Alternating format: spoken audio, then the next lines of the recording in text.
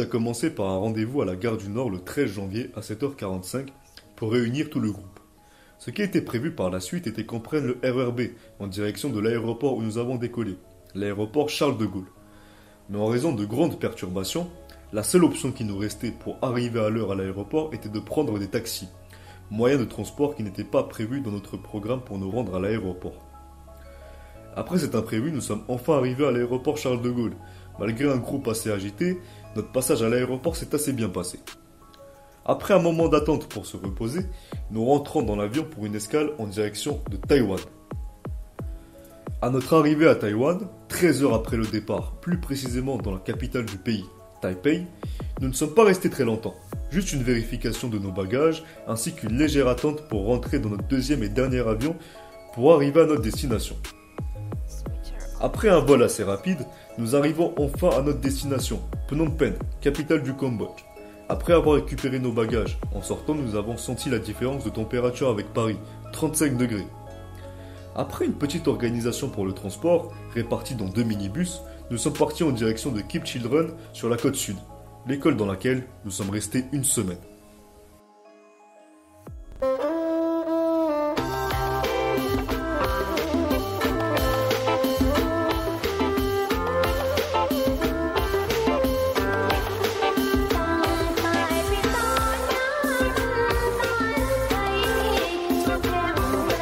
Keep Children est une association suisse implantée au Cambodge, plus précisément dans la ville de Kep, dont la mission est de venir en aide aux jeunes enfants défavorisés en complément de leur parcours scolaire par le biais de cours et d'activités gratuits. Soucieuse de maximiser son impact, l'association collabore régulièrement avec d'autres organisations pour concrétiser des projets communs. Au cours de notre séjour d'environ une semaine sur place, nous avons entrepris plusieurs actions bénéfiques pour la communauté. L'une d'entre elles a été l'installation d'un composteur, contribuant ainsi à la préservation de l'environnement, tout en sensibilisant les enfants à l'importance de l'éco-responsabilité. Nous avons également consacré du temps à échanger avec les enfants de l'école à travers diverses activités ludiques et éducatives. Nous avons eu l'opportunité de rencontrer près d'une centaine d'élèves issus de différents horizons et parcours de vie. Certains d'entre eux arrivaient dès 7h30 le matin, motivés à l'idée de participer à nos activités, tandis que d'autres nous rejoignaient l'après-midi.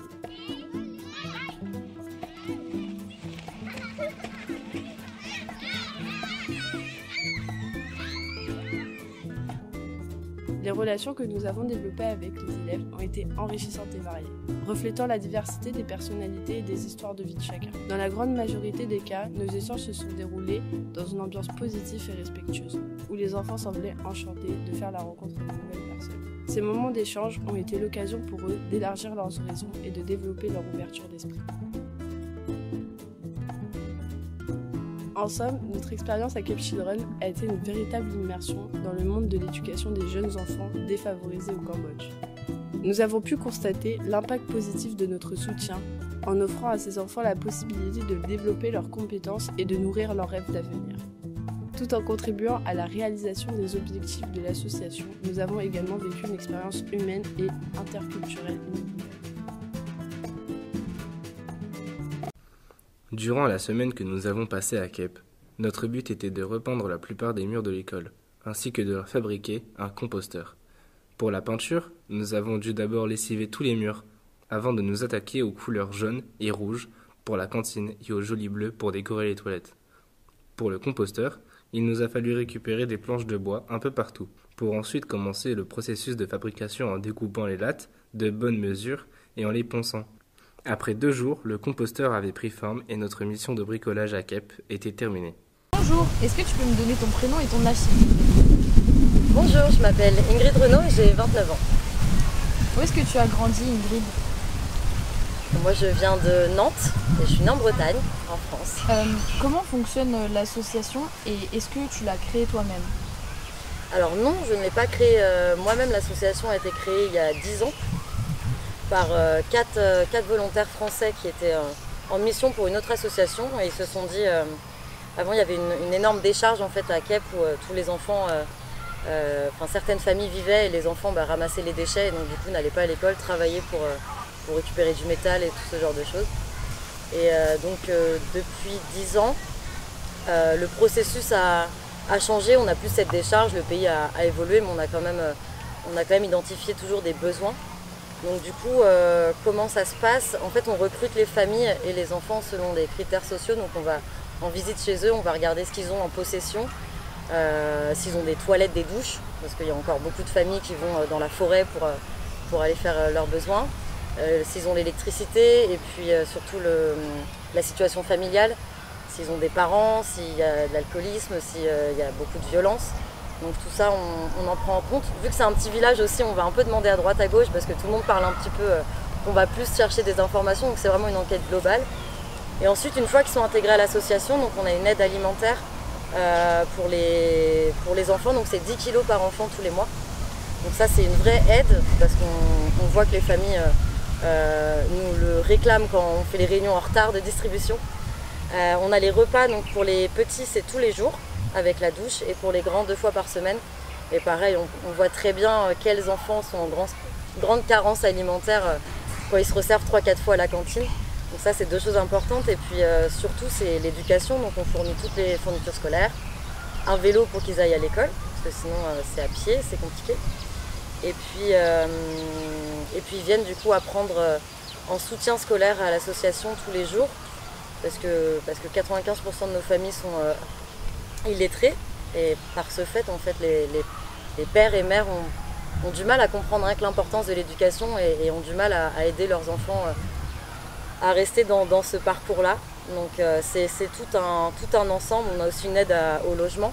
En général, c'est des logements très vétustes, faits de bric-à-brac, de tôle. Donc on aide aussi au logement quand en saison des pluies, toute l'eau tombe dans la maison. Donc c'est vraiment, on essaye d'apporter une aide globale du quotidien. On a la santé aussi, effectivement, on rembourse tous les frais de santé. Donc ça, c'est vraiment important au quotidien. On essaye de leur apporter un mieux vivre, quoi. Qu'est-ce qui te plaît le plus dans ce que tu fais aujourd'hui ici à Cape Children? Je dirais que ce genre d'expérience, mais je pense dans la globalité, travailler dans le social, c'est des fêtes, des petites victoires. Des fois on est un petit peu découragé, mais voilà, il faut aller de l'avant et se rendre compte qu'on leur fait du bien à ces enfants. À l'association, ils ont un cadre sécurisant où ils savent qu'ils peuvent compter sur nous, que s'il y a un problème, on est là H24, on essaie de trouver des solutions ensemble. Et c'est surtout de créer justement cette relation un peu intime avec les enfants pour que dès qu'il y a un problème à la maison, ils viennent nous le signifier tout de suite. Et ça, c'est important, en fait, c'est juste le sourire des enfants et de voir qu'on est là pour eux et que ça les aide vraiment. On ne fait pas tout ça pour rien, loin de là.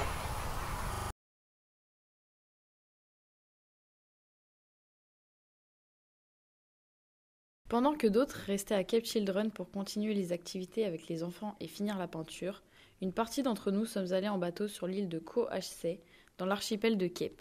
Cette île est gérée par la MCC, Marine Conservation Cambodia, qui se charge de conserver et protéger la diversité des écosystèmes marins en promouvant une pratique de pêche responsable et durable. Nous avons été sur cette île pour installer des panneaux solaires pour qu'ils aient une empreinte moins polluante. Jusqu'à présent, ils utilisaient des groupes électrogènes. Nous ne l'avons pas remplacé car ils ont un grand besoin en énergie qui, pour l'instant, ne peut pas être comblé par un panneau solaire, mais au moins, nous avons réduit leur empreinte carbone. À long terme, ils envisagent de retirer leurs groupes électrogènes et les remplacer par plus de panneaux solaires pour être autonomes vis-à-vis de leur consommation en électricité. Nous n'avons pas installé qu'un panneau solaire, nous avons également fait tous les câblages qui étaient en hauteur et installé plusieurs ampoules et interrupteurs dans la salle principale, là où ils travaillaient et mangeaient, tout ça sur 3 jours environ.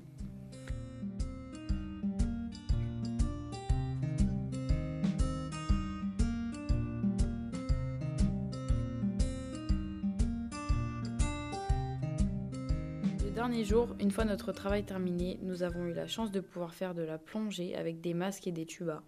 Nous avons pu nager dans un récif corallien. Nous avons aussi pu voir des dizaines de poissons différents, des oursins et autres espèces. C'est la preuve même que leur travail a payé. Nous sommes heureux d'avoir pu aider une association qui se bat pour la défense de la faune marine. Nous avons également discuté avec les bénévoles de l'île qui nous ont parlé de l'association, de leur vie sur l'île et des progrès depuis leur arrivée. Nous avons pu interviewer Simon, qui est bénévole à l'association. Salut, je t'appelle comment? Salut, je m'appelle Simon Rétif. Ok. Et donc du coup, qu'est-ce que tu fais ici? Alors ici je fais des maps, c'est-à-dire des cartes, parce que je suis cartographe. J'aide aussi pour faire des recensements marins et parfois des patrouilles ou tout un tas d'autres activités parce qu'il faut être polyvalent. Marine Conservation Cambodia, c'est de protéger tout un archipel, l'archipel de Kep, de la pêche illégale, et c'est de faire en sorte aussi que les Khmers puissent avoir une meilleure connaissance de l'environnement marin.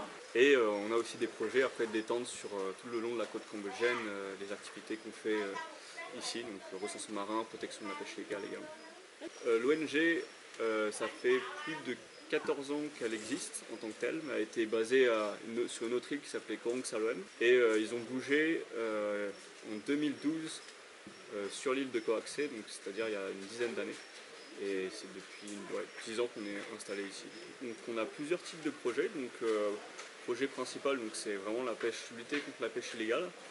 Et donc aussi faire de la communication avec les communautés de pêcheurs locales pour permettre qu'ils puissent trouver des sources de revenus alternatives. On a aussi un projet donc, sur les dauphins. Donc, on a des dauphins en voie de disparition ici, en danger d'extinction, on appelle les Iradawi. Donc on a tout un tas de recensements, etc. On a aussi un projet sur les herbés marins. On recense les herbés marins également pour savoir ce qu'ils sont. On a un projet sur tout en faisant des recensements marins et en prélèvement des données, donc faire aussi de la topographie, etc., de la bathymétrie. Et voilà, donc c'est un projet, très gros projet qui, ça fait une année là qu'on est dessus pour le dossier et qui est financé notamment par la Banque asiatique. Et donc c'est vraiment l'un des aboutissements en fait de Marine Conservation Cambodia. Et il y a eu des événements marquants au sein de l'asso Ouais, il y a eu des événements marquants, notamment qu'on a eu Mission Blue et qui donc, nous a vous avez des déclaré. publics ou privés ou des mécènes? Mécène, ouais. Parce que c'est une ONG qui a été fondée par un Anglais, mais qui est quand même sous drapeau cambodgien, donc qui est vraiment ONG cambodgienne. Et donc du coup, vu qu'elle est cambodgienne, elle ne peut pas être financée par des institutions gouvernementales. Mais par contre, tu peux être financé par des mécènes ou des fondations, etc. Et nous, c'est le cas. On a une fondation, mécène fondation canadienne qui nous finance en fait chaque année, nous donne une certaine quantité d'argent qui nous permet de financer, de payer en gros la nourriture et quelques salaires, ce qui est déjà énorme pour nous. Et après le reste c'est comment tu le finances, c'est via des recherches de subventions ou choper des contrats avec certains organismes comme la FAO ou comme on a avec la banque. On a vraiment une équipe qui est vraiment très portée à l'international. Après, pour le moment, on n'a pas de projet qui est vraiment international. Même s'il y en a un qui est en train de se créer là avec un projet entre la Thaïlande, le Cambodge et le Vietnam, les trois sur de la recherche, mais c'est des choses qui sont assez nouvelles pour nous, parce que c'est une ONG qui était très locale et qui s'est vraiment construite sur rien. Genre quand on est arrivé, quand Paul est arrivé ici sur l'île, il n'y avait rien du tout. Il a dû tout construire, il a dû tout faire, amener les gens, et donc c'est vraiment petit, très petit. Et là, ça commence à grossir et on espère qu'avec le projet qui arrive sur 5 ans, là, que je t'avais expliqué, ça va aussi nous permettre de nous développer hors du Cambodge et d'avoir d'autres projets qui seraient hors du Cambodge, donc soit Thaïlande, Philippines et même pourquoi pas d'autres pays, hein, ça va dépendre aussi. Donc, voilà. Mais pour le moment, ça reste encore assez cambodgien et après peut-être plus. Ok. Est-ce que tu as quelque chose à ajouter, une idée Ouais, je pouvais parler un petit peu de la zone de conservation. J'avais parlé avec Pierrick. En fait, c'est une zone de conservation, je pourrais te montrer la carte juste après. C'est une zone de conservation qui fait 11 000 hectares, si je ne dis pas de bêtises, 11 500. Donc c'est sur 6-7 km sur une dizaine de kilomètres. Ça couvre tout l'archipel de Kep. Et c'est une zone qui est divisée en plusieurs. C'est une zone de conservation qui est divisée en plusieurs zones de conservation différentes. Donc tu as une zone purement scientifique qui est autour de l'île de Koh Axe et une autre île qui est l'île de Kang Kang. Tu as une zone qui est purement touristique, donc celle à côté de l'île aux lapins, au Tonsai. Tu as une autre zone aussi qui est pour les pêcheurs en fait, pour qu'ils puissent pêcher des crabes, mais elle est seulement accessible 6 mois de l'année pour que les crabes puissent se reproduire et qu'il puisse y avoir soit durable en fait. De la zone, c'est accessible pour la pêche légale, donc la pêche à petite échelle, on appelle. Donc la pêche au crabe, la pêche au pieuvre, pas des techniques de pêche qui sont destructrices comme la pêche au chalut ou la pêche électrique qui sont assez présentes dans ces eaux, Ok. malheureusement. Moi j'avais une petite question supplémentaire, parce que là on est dans un lieu un peu particulier. Est-ce que tu peux nous parler un peu de ce lieu, qui on y trouve, comment c'est géré, quelle est l'importance de cet endroit-là par rapport à l'association? Tu parles du même bungalow? Oui, c'est ça. Bah, Ouais. c'est un peu le lieu de vie en fait de l'île, parce que tu as la cuisine forcément, c'est là où tout le monde c'est là où tout le monde aussi se retrouve pour manger, pour travailler. C'est un endroit où on partage toutes les idées, c'est le moment où on fait nos réunions aussi. Et c'est là où tu peux voir un peu tous les nouveautés sur les dauphins, sur les plannings qu'on a, c'est là c'est un peu le lieu de vie, et c'est assez marrant parce que c'est aussi dans cet endroit-là où on a eu toutes les nouvelles, les bonnes nouvelles qui ont été données, que ce soit sur les nouveaux projets qui arrivent, sur les nouvelles, nouvelles idées et les nouvelles. Pour moi, c'est tout. Bah ouais, merci beaucoup Simon. Bah ouais, je vous en prie, merci à vous aussi. C'était super riche. Merci à vous aussi d'être venus, parce que c'est Vraiment bien. on dit, en vrai, qui parle de l'ONG, mais moi je vous le dis, je trouve que la structure enfin je te l'ai déjà dit un peu, Ouais. mais je suis admiratif moi, de la structure, de ce que m'a dit Nicolas, de ce que tu m'as dit. C'est un super... Je te laisserai une petite plaquette. Ouais, non, mais en Je vrai, vais avec moi, ouais. je regardais un peu plus et tout, parce que je trouve que c'est vraiment une initiative qui est top, quoi. C'est vraiment cool de faire ça et d'amener des étudiants et tout, des jeunes pour découvrir des lieux un peu à droite à gauche. Non, c'est une belle initiative. C'est une belle initiative. Merci. Donc nous on va passer sur une autre île.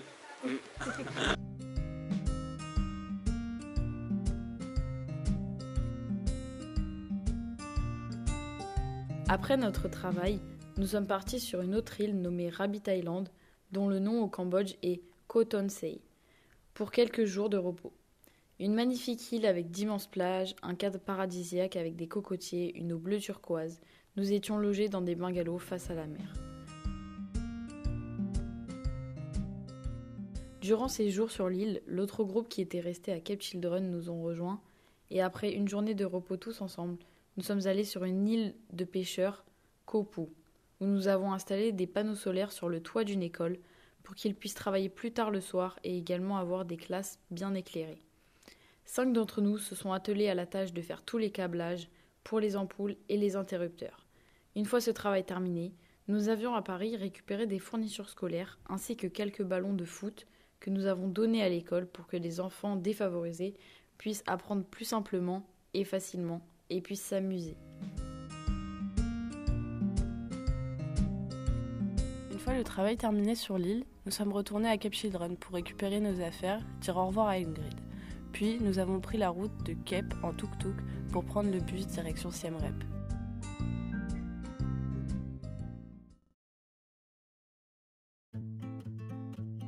Après nos activités à Cape, nous sommes arrivés à Siem Reap depuis Kampot grâce au bus de nuit qui nous a fait parcourir 500 km en à peu près 8 heures. Dans le bus, nous étions répartis en binôme dans des couchettes. Nous avons essayé de dîner comme possible en fabriquant des sandwichs avec quelques tranches de fromage et des chips très épicés. Notre bus est entré dans la gare routière de Siem Reap à environ 5h30 du matin. De là, il nous a fallu prendre encore une fois ces fameux tuk-tuk pour arriver à notre hôtel. Dû à notre arrivée très matinale, nous avons attendu nos chambres jusqu'à 10h avant de pouvoir enfin nous allonger sur un vrai matelas. Ça faisait du bien. En attendant, nous avons eu le droit à un petit déjeuner royal, de délicieux pancakes. Nous avons été logés au Sweet Dream Hotel, dans lequel nous avons bien mangé et où le personnel était accueillant et plein de bonne humeur. Nous avons pu profiter aussi de la piscine de l'hôtel pendant 5 jours et nous détendre chaque soir avant de reprendre notre travail dans la journée.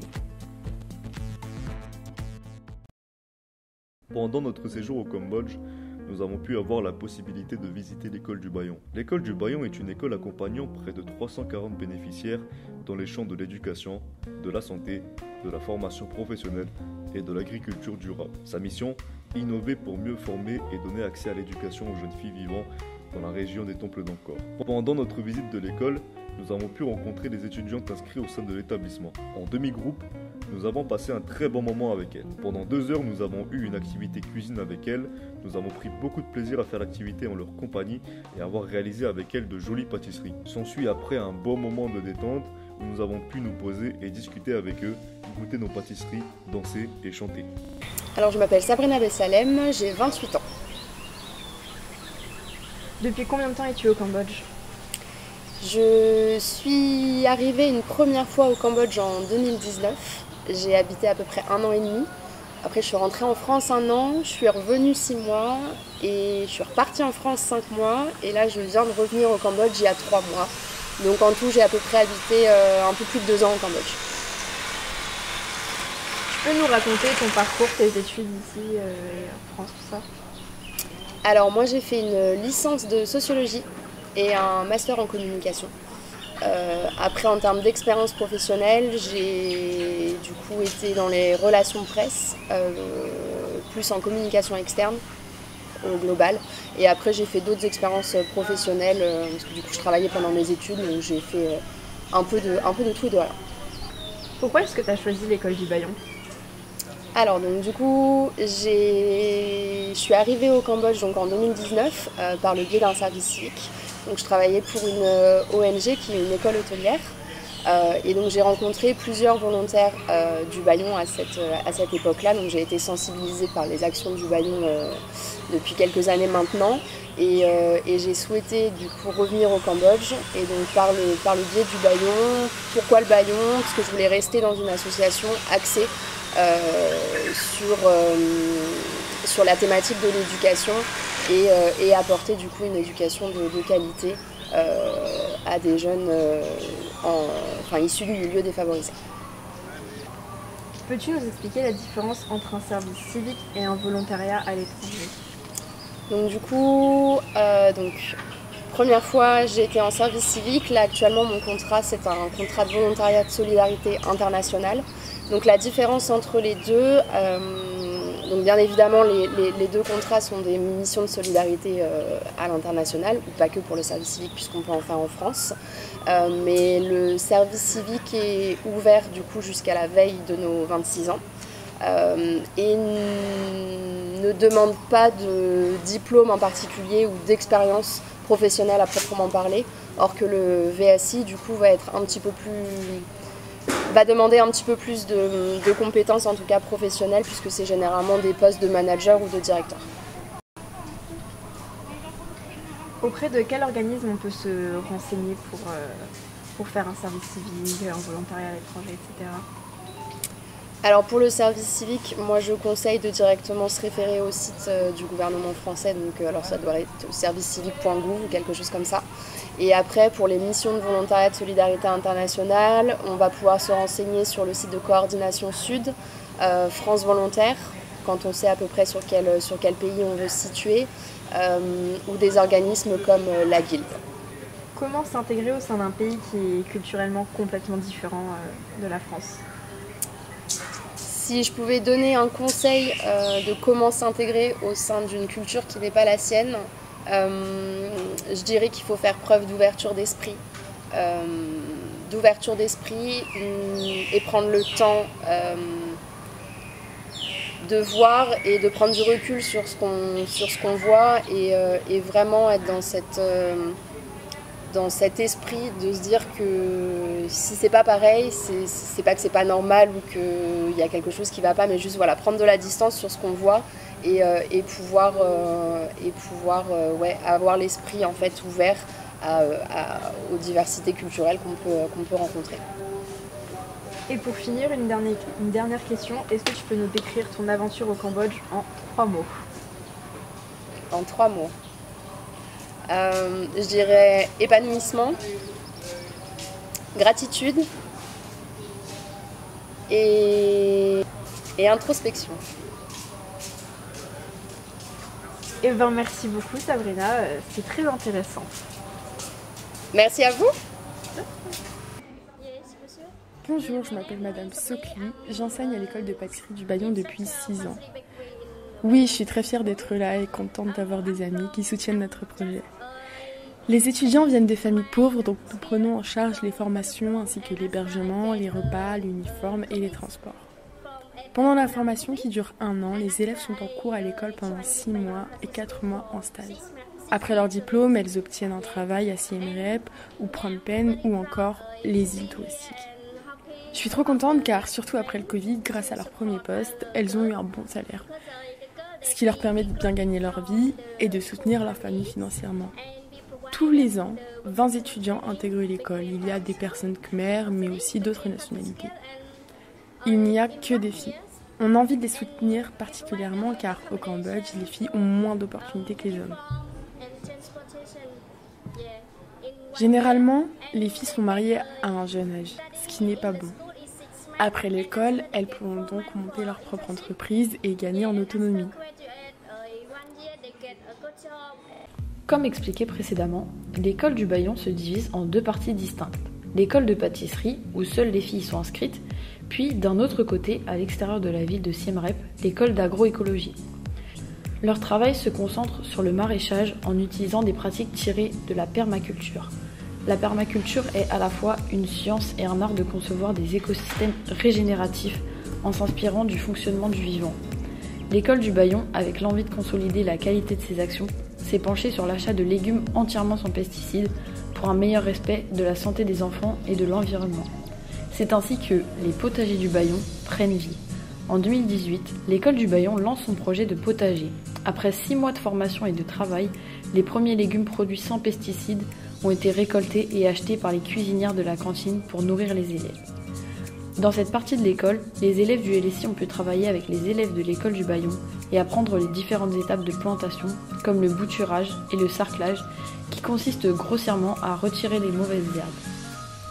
Un petit temps a été pris avec les élèves pour expliquer à quoi allait servir le composteur. Tout d'abord, il nous a fallu trouver l'emplacement le plus profitable pour commencer la construction. Après avoir trouvé tout le bois nécessaire, nous avons d'abord pris toutes les mesures afin de commencer à planter les pieds, puis à construire le composteur.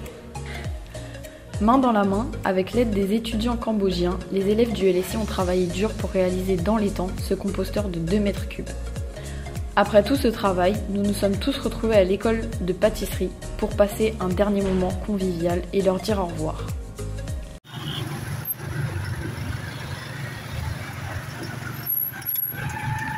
Si vous avez déjà visité le Cambodge, vous avez probablement vu ces petits véhicules à 3 roues appelés tuk-tuk. Ces taxis informels sont une partie intégrante de la vie quotidienne dans de nombreuses villes cambodgiennes et constituent un moyen pratique de se déplacer. Les tuk-tuks sont un moyen de transport emblématique au Cambodge, mais ils sont bien plus que cela. Ils représentent la gentillesse des Cambodgiens ainsi que le désir de partager la culture et leur histoire avec les visiteurs. Si vous voyagez au Cambodge, prenez le temps de prendre des tuk-tuks et discuter avec les conducteurs locaux. Vous ne serez pas déçus de cette expérience mémorable.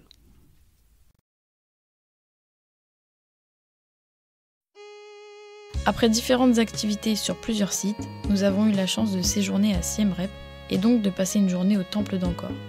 Ces 200 temples, vieux de plus de 1800 ans avant notre ère, s'étendent sur 400 km, ce qui est énorme. Nous n'avons donc pu en visiter que 3.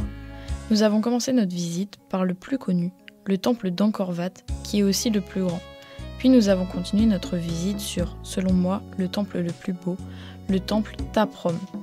Ce temple a été celui que j'ai préféré, puisqu'il était complètement immergé dans la nature sauvage du Cambodge, ce qui lui donnait vraiment un charme.